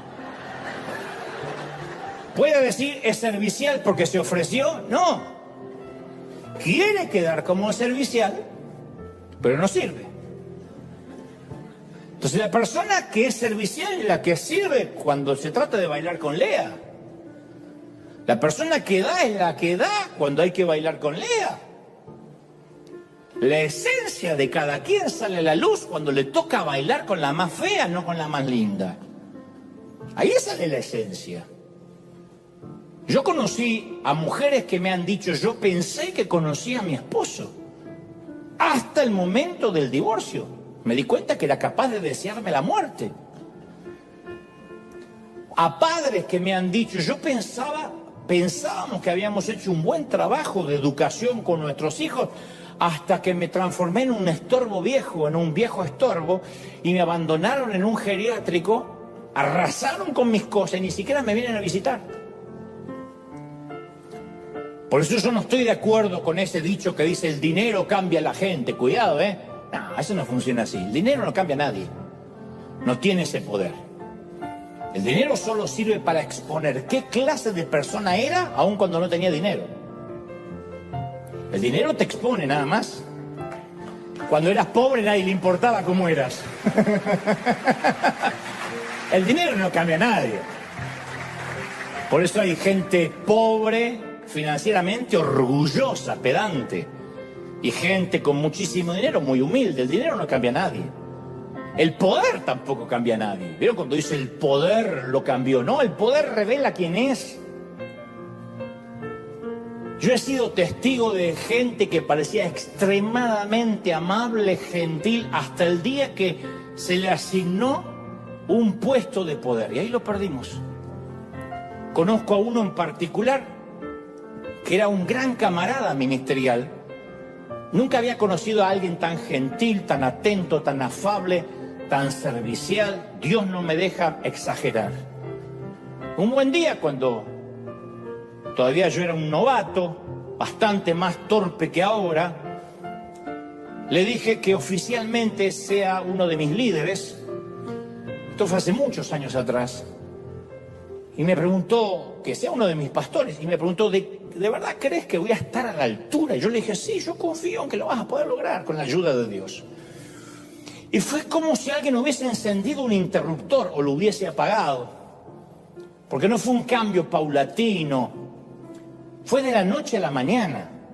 En pocas horas, pero en horas, se convirtió en manipulador malévolo, taimado, artero, pernicioso. Fue como que salió de adentro Hulk. Al día siguiente de su asignación ya estaba maltratando a todo el mundo. Un hombre que no mataba una mosca, ya estaba maltratando a todo el mundo. Y a la semana de tener ese flamante puesto de poder, me dijo que necesitaba el edificio de la iglesia que teníamos en aquel entonces para celebrar un cumpleaños familiar. Le dije, nosotros no hacemos eso.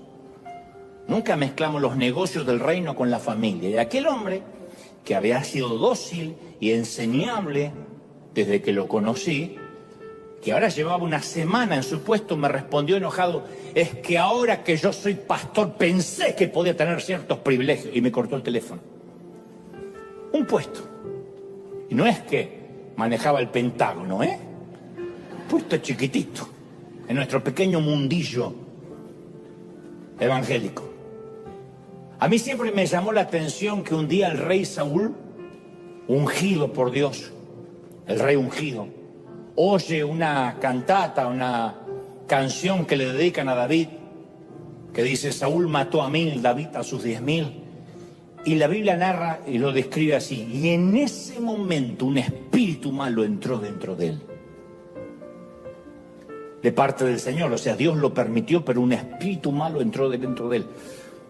O sea, no se trata de que le entró un demonio que le hacía escupir espuma por la boca y le hacía girar la cabeza como la chica del exorcista. Pero yo te puedo contar con detalle, con fecha y hora, los momentos en que un espíritu de celos, de rivalidad, de envidia, entraron en el corazón de cierta gente que caminaba a mi lado. Porque este que te conté es un ejemplo, después he vivido muchas veces. Yo te puedo decir el momento que vi que entraba ese espíritu. En un momento le cambió la mirada.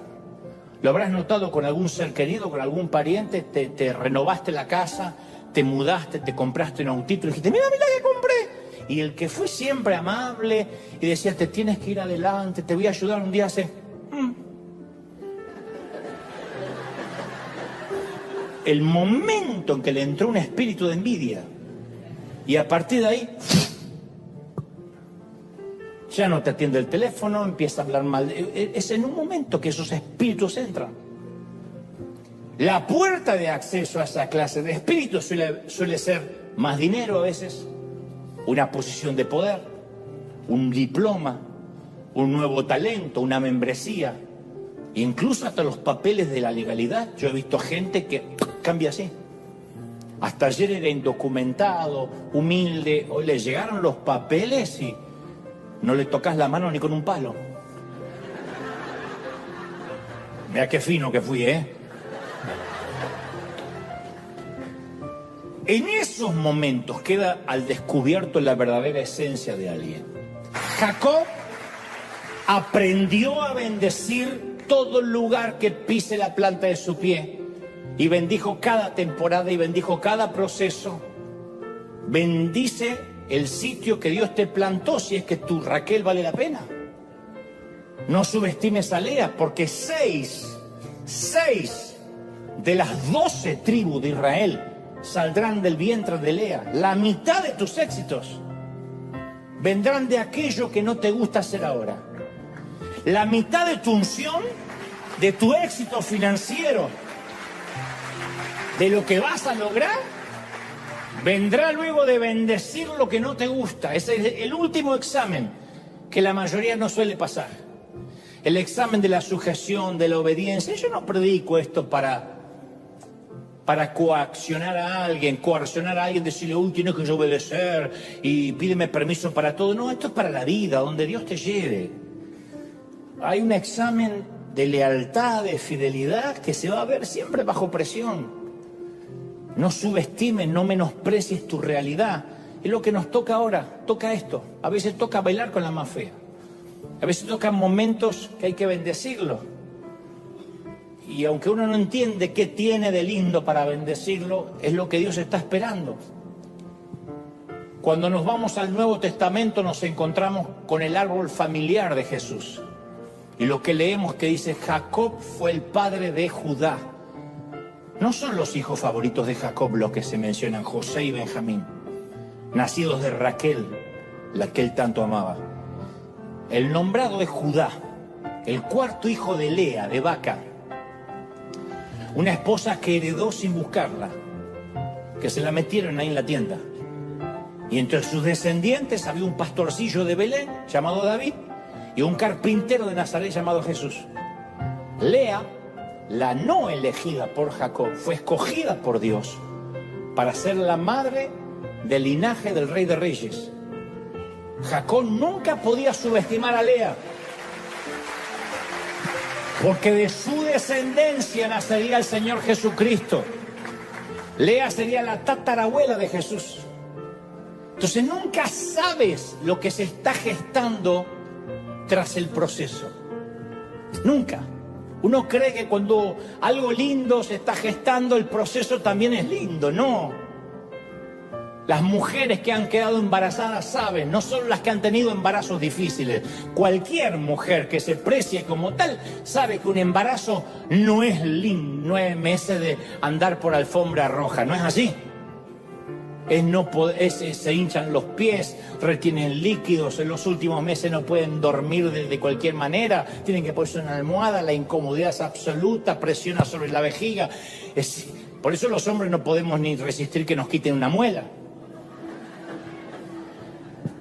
Pero vale la pena. Mi mamá decía, el parto es el único dolor que uno se olvida. Porque no hay una mujer que cuando esté pariendo con epidural o sin epidural diga, ay, me gustarían 8 más. Ninguna. La mayoría piensa, primera y última vez, debut y despedida. A los 2 años, ay, tenemos otra. Yo tuve piedras una vez en los riñones, que dicen que es el dolor más parecido que un hombre puede sentir al dolor de parto. Porque las piedras tienen que pasar por los riñones, por la uretra. Y nunca dije, ¡ay, qué ganas de tener piedras otra vez! ¡Nunca! Pero si Raquel, si el destino vale la pena, el proceso también. La gracia de Dios nunca se rinde. Dios se valió de este lío polígamo para procesar a Jacob. Dios le había hecho una promesa y él nunca rompe sus promesas. Y para cumplir esa promesa nos va a meter en el crisol, nos va a meter a sacudirnos para que quede el grano y toda la paja se vaya. Eso va a pasar. Porque después de todo es bueno bailar con Lea. Cuando alguien te rechazó, cuando sentiste aquella soledad como un castigo de Dios, y después descubriste que te enamoraste de verdad, o Dios te enseñó a vivir sola o solo, te das cuenta que fue la gracia de Dios que te protegió de algo peor. Después de todo, es bueno bailar con Lea. Cuando no te aceptaron en la universidad, no obtuviste el ascenso en el empleo, te negaron los papeles, parecía que era injusto. Pero ahora miras hacia atrás y ves la gracia de Dios en todo eso y dices, gracias a Dios, no estaba preparado para que eso ocurriera. Después de todo, es bueno haber bailado con Lea.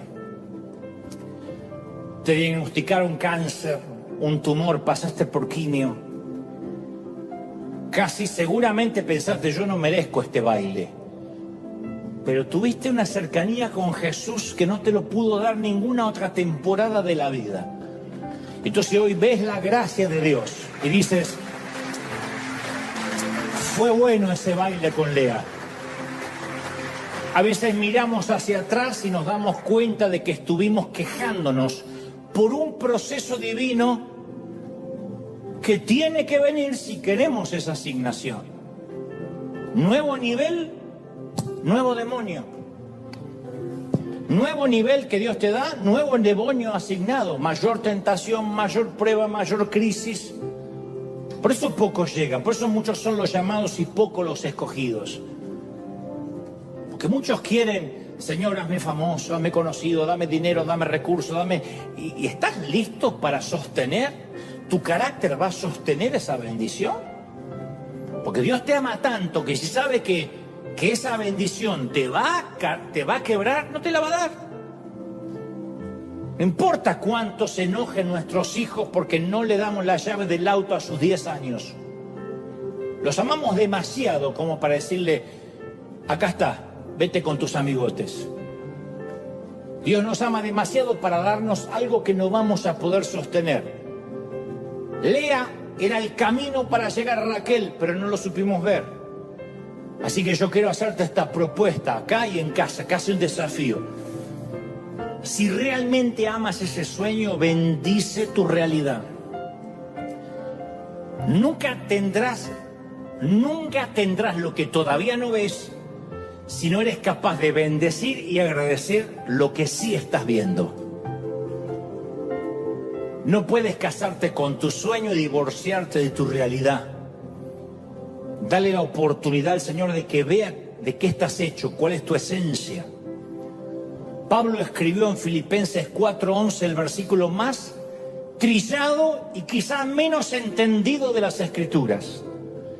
He aprendido a contentarme, cualquiera sea mi situación. Sé vivir humildemente. ¿Qué significa sé vivir humildemente? No me cambia el gozo.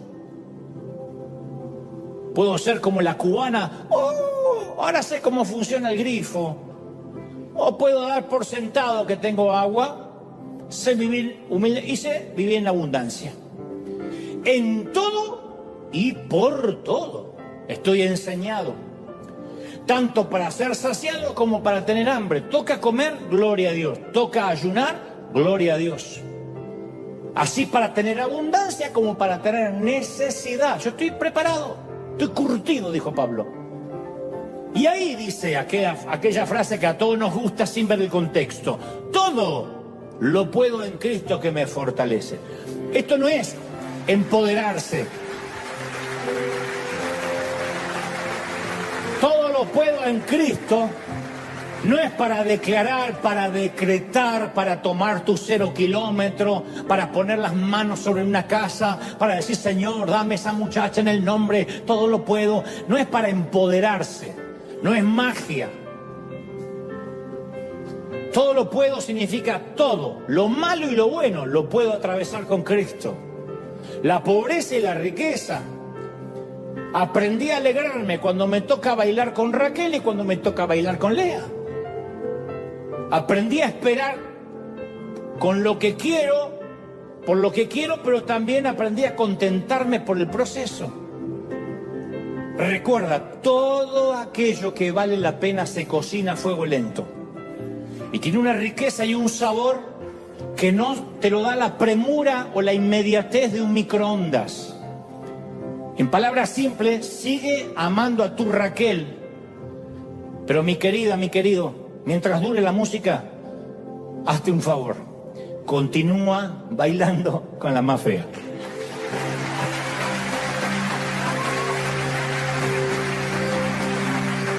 Cuando uno sabe que papá puede estar o puede no estar, hablo de la paternidad espiritual en cualquier parte del mundo. Yo pensé, bueno, capaz que tenga razón mi pastor, pero yo sé que me va a ir bien. Y cuando pasaban los meses y la congregación no crecía, literalmente yo me sentía bailando con la más fea. Digo, ¿qué cuerno hago acá? Y como si fuese poco, apenas comenzamos a crecer, los anglos deciden vender el campus y dejarnos en la calle. La Catedral de Cristal naufragó, la iglesia hispana quedó a la vera del océano con un pequeño bote. Parecíamos los sobrevivientes del Titanic. ¡Jack! Y aún tengo una gran cantidad de preguntas sin responder respecto a aquella temporada. Pero de aquella experiencia yo salí con una nueva convicción. Si no aprendemos a bendecir nuestra realidad, nunca Dios permitirá que nos casemos con nuestros sueños. Yo creo en la planificación. No planificar es fracasar. Pero algunas veces nuestros planes tienen que fracasar para que triunfen los planes de Dios, porque los caminos son diferentes a los nuestros. Son más altos que los nuestros. ¿Están conmigo, sí o no? Si no hubiésemos bailado con la más fea durante 6 años, 3 en la catedral en quiebra, otros 3 dando vueltas por los hoteles sin edificio propio, hoy no existiría River. nunca hubiésemos podido enviar casi 43 millones de dólares al resto del mundo, además de bendecir al planeta con los mensajes.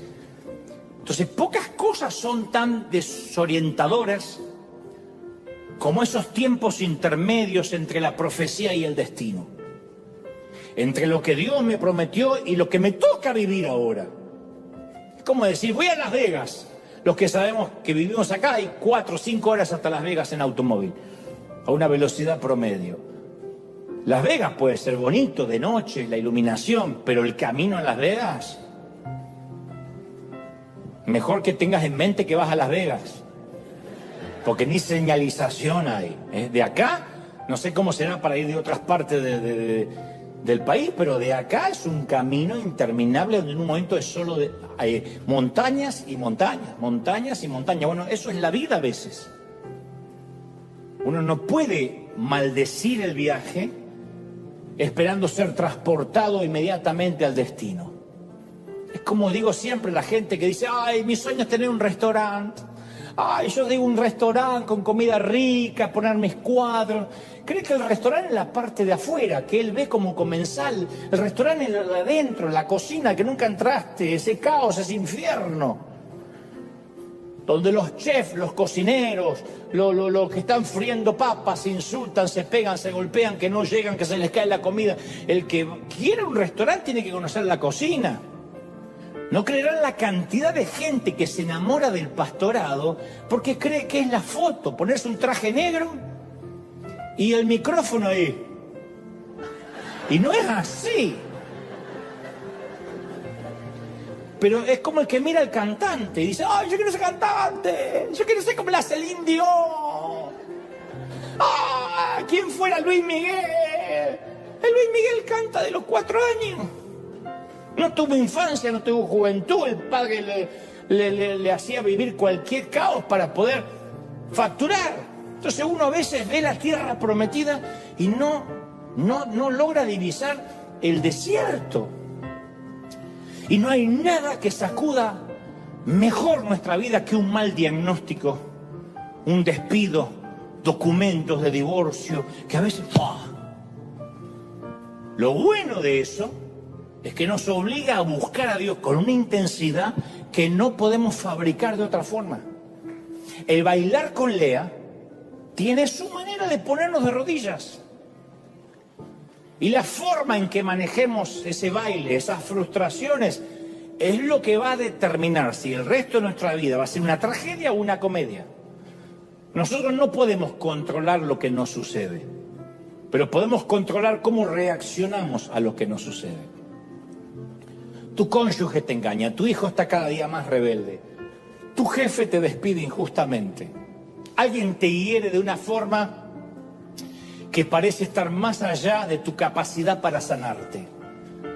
Aún así, tú escoges la actitud con la que vas a atravesar ese baile. Volviendo a nuestra historia, cuando el Señor vio que Lea no era amada, le dio hijos. Mientras tanto, Raquel, la bonita, permaneció estéril. Lea tenía hijos de Jacob, pero no tenía amor. Raquel tenía el amor de Jacob, pero no tenía hijos. Entonces el tono y la agitación de la mesa de comedor en esa casa habrá sido una locura. Raquel y Lea se despreciaban. Era una batalla de voluntades y de úteros. Las dos doncellas eran rivales, era un nido de avispas de discordia doméstica. Ambas eran estériles, ambas. Una estéril de afecto y la otra estéril de hijos. Y Jacob estaba atrapado en el fuego cruzado, entre el fuego cruzado de dos esposas. Una vez que Jacob